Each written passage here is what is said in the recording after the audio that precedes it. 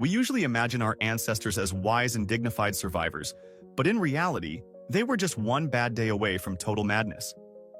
You are about to witness 33 moments where humanity chose extreme violence over the absolute pettiest things imaginable, from a disputed slice of watermelon to a slightly overpriced theater ticket.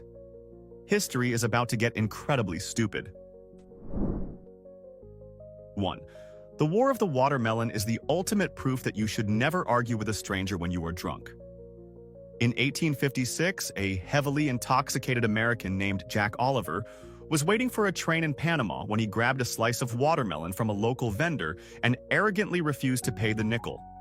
When the vendor demanded his money, Jack pulled out a pistol, and within minutes, a petty theft spiraled into a massive riot involving hundreds of locals and Americans exchanging gunfire.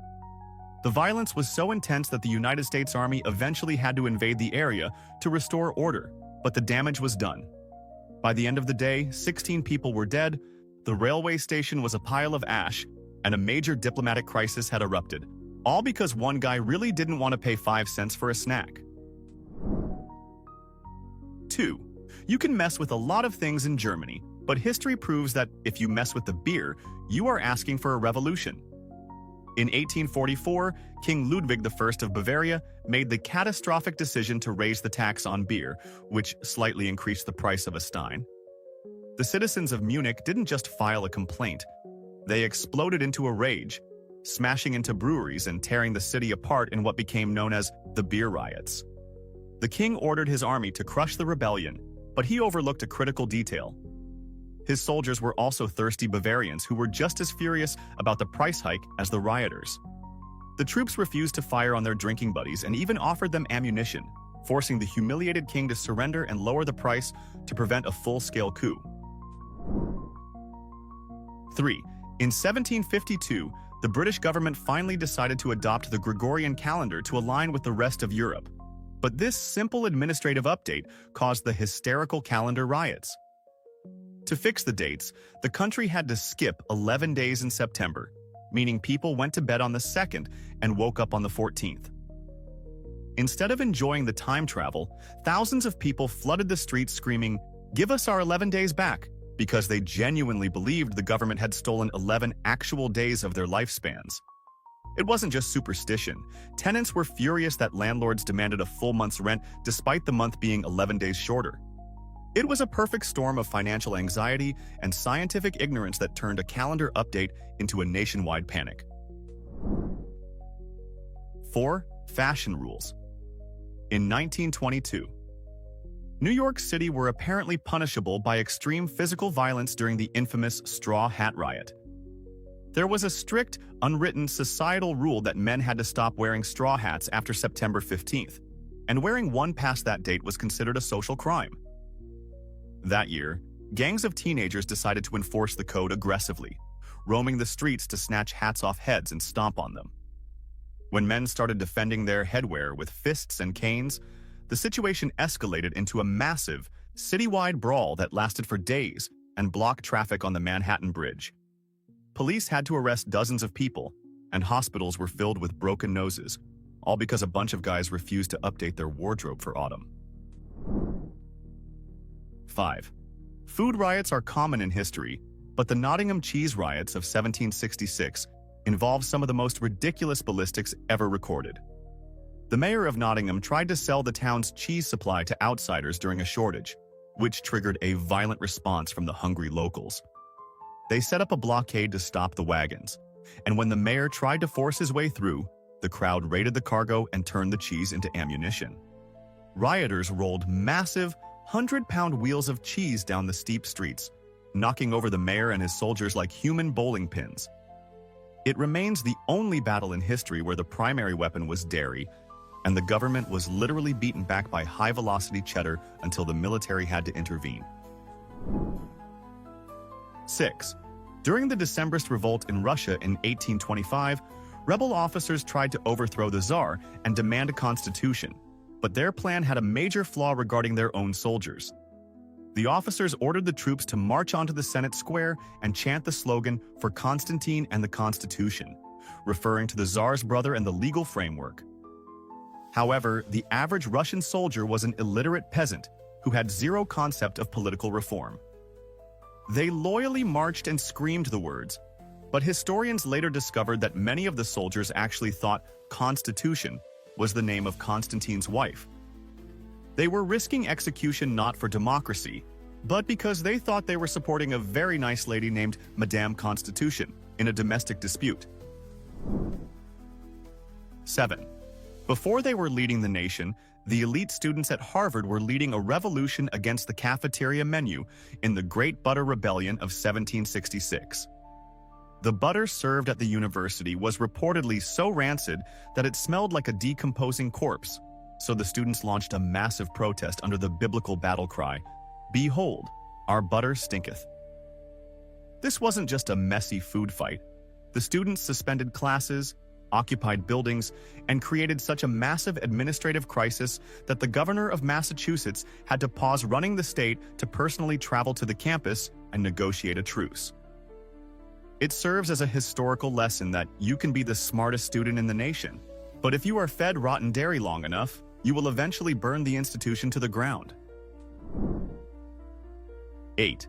When the Covent Garden Theatre in London raised ticket prices in 1809, the audience didn't just leave bad reviews, they launched the 67-night Old Price riots. This wasn't a quick protest. For over 2 months, rioters bought tickets every single night, entered the theater, and drowned out the actors with absolute chaos. They brought squealing live pigs, banged on pots and pans, blew trumpets, and chanted OP for old prices until the building shook. The actors tried to perform the plays in pantomime, but nobody could hear a single word over the barnyard noises coming from the auditorium. After months of this nightly psychological torture and financial loss, the theater management finally broke down, apologized to the mob, and lowered the prices, proving that being annoying is a valid political strategy. 9. The Dog. Tax War of 1898 sounds like a rejected script for a cartoon, but it was a very real and dangerous armed standoff in New Zealand. The British colonial government, in its infinite wisdom, decided that the best way to raise revenue was to slap a tax on every single dog owned by the Maori tribes in the north. For the Maori, dogs were not just fluffy pets. They were essential tools for hunting and survival, and paying a tax on them was seen as a ridiculous insult to their way of life. When the tribe refused to pay, the government didn't send a bill collector. They sent a heavily armed military force with cannons to collect the money. The Maori leader, Hontoia, was ready to launch a guerrilla war, and the two sides almost blew each other to pieces, all because the government wanted a few shillings for every canine in the village.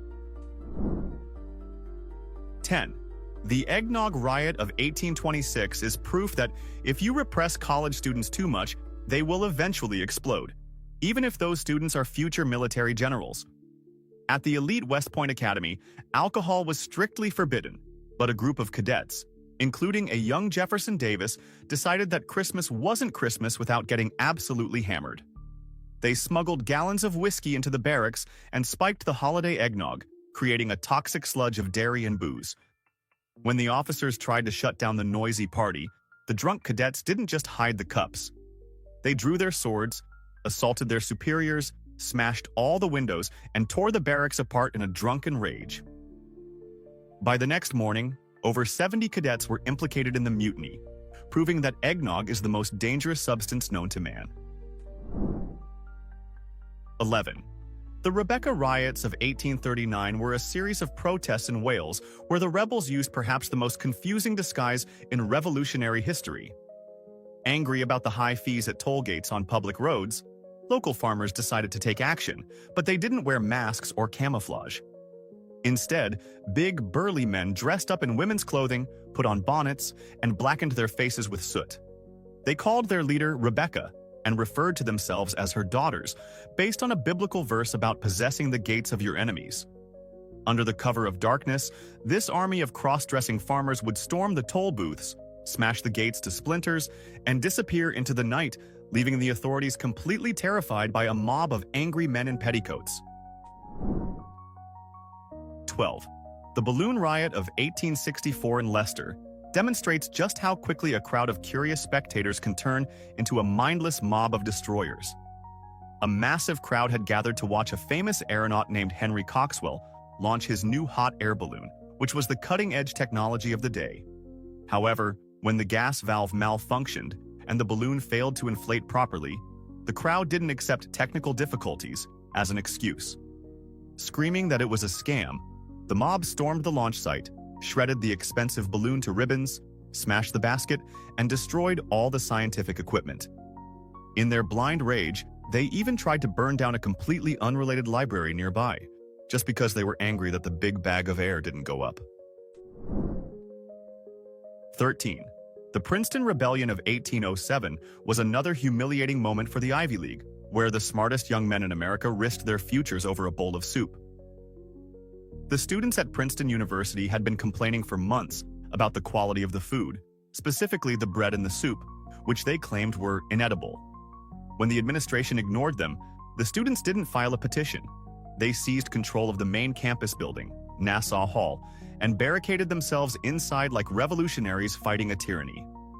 The administration was so horrified by this insurrection that they suspended 125 students, more than half of the entire student body. It remains the most disastrous academic purge in history, caused entirely by a bad lunch menu. 14. The Nika riots of 532 AD were the grandfather of all sports riots, proving that fans have been insane for thousands of years. In Constantinople, the entire city was obsessed with chariot racing, divided into two violent factions, the Blues and the Greens. Usually they fought each other, but when Emperor Justinian tried to arrest some of their hooligans, the two teams united against the government. What started as a sports protest turned into an apocalyptic event, where the mob burned down half of the city, including the original Hagia Sophia, while chanting Nika, meaning conquer. The emperor almost fled the throne, but instead, he trapped the rioters in the stadium and sent in the army, resulting in 30,000 dead fans in a single afternoon. 15. The Escalache riots of 1766 in Spain showed that you can tax a man's income, but you absolutely cannot touch his fashion choices. King Charles III's minister, the Marquis of Escalache, tried to modernize Madrid by banning the traditional long capes and broad-brimmed hats, claiming that criminals use them to hide their faces. He ordered men to wear short French-style capes and tricorn hats instead. The Spanish people were so insulted by this fashion police decree that 50,000 of them stormed the streets of Madrid, ripping down lampposts and attacking the minister's house. The king was forced to flee to a different palace and fire the minister just to calm the mob, proving that Spaniards would literally rather overthrow the government than dress like the French. 16. The broken chair. Riot of 1947 in Paris is a perfect example of the butterfly effect of stupidity. It all started in a crowded movie theater when a patron's seat broke underneath him during a film. Instead of just asking for a refund or a new seat, the man got into a heated argument with the theater owner, which escalated into a fistfight. The audience, perhaps bored by the movie or just looking for trouble, joined the brawl, which spilled out onto the street. The fighting became so contagious that random passers-by joined in, windows were smashed, and storefronts were damaged in a riot that required police intervention. An entire city block was thrown into chaos and destruction, all because one single bolt on a theater chair decided to snap at the wrong moment. 17. The Dorr Rebellion of 1841 in Rhode Island was less of a civil war and more of a damp squib. The state had accidentally ended up with two competing governors at the same time, the sitting governor and a people's governor named Thomas Dorr. Deciding that this town wasn't big enough for the both of them, Dorr gathered a small army of supporters and marched to attack the state arsenal to seize the weapons. It was set to be a dramatic, history-changing battle, but when Dorr ordered his men to fire their cannons at the building, the old, damp gunpowder refused to ignite. The cannons just made a sad sputtering sound in the fog. Realizing that his revolution had literally fizzled out due to humidity, Dorr and his army awkwardly packed up their useless artillery and just went home to sleep. 18. The Pocklington Bun Riot of 1819 proves that you should never come between a British person and their baked goods, even at a funeral. For years, it was a cherished local tradition in the town for the church vicar to hand out free funeral buns to the poor whenever someone was buried. But when a new, grumpy vicar arrived and decided to cancel this delicious custom to save a few pennies, the town did not take it well. The parishioners didn't just write a complaint, they barricaded the church doors and trapped the terrified vicar inside during a service. When he finally tried to escape the siege, the angry mob pelted him with rocks and debris, demanding the return of their snacks. It was essentially a holy war fought entirely for the right to eat a free bun while mourning the dead. 19. In 1907, the wine growers of southern France launched a massive revolt because cheap fake wine imports were destroying their livelihood. The government in Paris, terrified of the growing unrest, sent the elite 17th Infantry Regiment to crush the rebellion with force. But the government made a colossal strategic error. The soldiers were recruited from that exact same wine-growing region. When the troops arrived and saw their own fathers, brothers, and neighbors in the crowd, they didn't shoot. Instead, they famously turned the butts of their rifles up to the sky, defied their commanding officers, and ran into the crowd to hug the rioters. The battle ended with soldiers and protesters drinking wine together and singing patriotic songs, which is honestly the most French ending to a riot imaginable. 20. The Yellow Turban Rebellion. In 184 AD was one of the bloodiest conflicts in Chinese history, but it started with a very questionable belief system. The peasant rebels were led by a mystic named Zhang Jue, who convinced hundreds of thousands of followers that his Taoist spells and magical incantations would make their bodies physically invulnerable to swords and arrows. Fueled by this terrifying and completely false confidence, they tied yellow scarves around their heads and charged headfirst into the imperial army. Unfortunately for them, physics does not care about magic, and the imperial swords worked exactly as intended. The result was a horrific reality check that cost millions of lives, proving that while faith can move mountains, it definitely cannot stop a sharp piece of metal swinging at your neck. 21. The St. Scholastica Day riot of 1355 remains the worst town versus gown conflict in history, and it all started with a bad drink. Two Oxford University students were drinking in a local tavern when they complained that the wine was sour and tasted like vinegar. When the tavern owner gave them some sass in return, one student threw the heavy wooden tankard at his head. This simple bar fight instantly escalated into a 3-day war between the citizens of Oxford and the students. Locals brought bows and arrows, students armed themselves with swords, and by the time the dust settled, nearly 100 people were dead in the streets. The university eventually won a legal victory that forced the town mayor to walk through the streets without his hat every year for the next 5 centuries as an apology. 22. The Riot of the Statues in Antioch in 387 is a classic example of act now, panic later. Furiously angry about new heavy taxes imposed by Emperor Theodosius, the citizens went on a sudden rampage and smashed the bronze statues of the emperor and his family, dragging the broken pieces through the streets in triumph. It felt great in the moment, but the next morning, the collective hangover hit. They suddenly realized they had just committed high treason against a guy who owned a massive army. The entire city went from rage to absolute terror overnight. For weeks, the streets were empty as thousands of people huddled in churches, weeping and praying for mercy, waiting to be executed. Luckily, the emperor was in a forgiving mood, but nobody in Antioch ever touched a statue again. 23. In 1825, the University of Virginia was supposed to be a gentleman's paradise founded by Thomas Jefferson, but the students had other ideas. During the Great Rotunda Riot, wealthy, spoiled students turned the campus into a war zone to protest strict rules. They threw bottles filled with urine at professors, smashed windows, and even used gunpowder to blow the door off a faculty member's house. The situation was so out of control that the Board of Visitors, including 3 former U.S. presidents, had to hold an emergency meeting to interrogate the rioters. The 82-year-old Thomas Jefferson was so heartbroken by the stupidity and disrespect of the students that he literally burst into tears in front of them. Imagine embarrassing a founding father so badly that he cries. That is a special level of failure. 24. The macaroni riots in 17th century Naples sound delicious, but they were actually a starving desperation sparked by a fruit tax. The government had already reduced the size of bread loaves, so when they decided to tax fresh fruit, the people snapped. They chose a charismatic fisherman named Masaniello as their leader, who led a successful revolt and practically became the king of Naples overnight. But the sudden power went to his head faster than the hunger. Within days, Masaniello went completely insane, ordering random executions and acting like a paranoid tyrant. His reign lasted only 9 days before his own former supporters assassinated him, proving that while everyone hates taxes, they hate a crazy fisherman running the government even more. 25.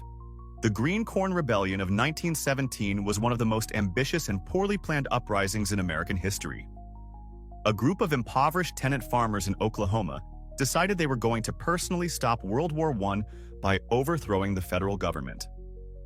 Their master plan was to march all the way to Washington, D.C., eating nothing but roasted green corn and barbecued beef along the way, and then force President Wilson to end the draft. Unfortunately, their revolution lasted only a few days because a local sheriff's posse easily tracked them down.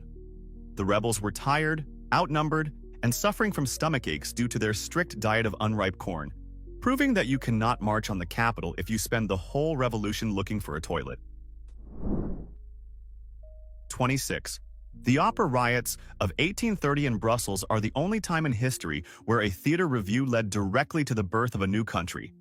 The audience was watching a performance of The Mute Girl of Portici, an opera about a rebellion against foreign rule.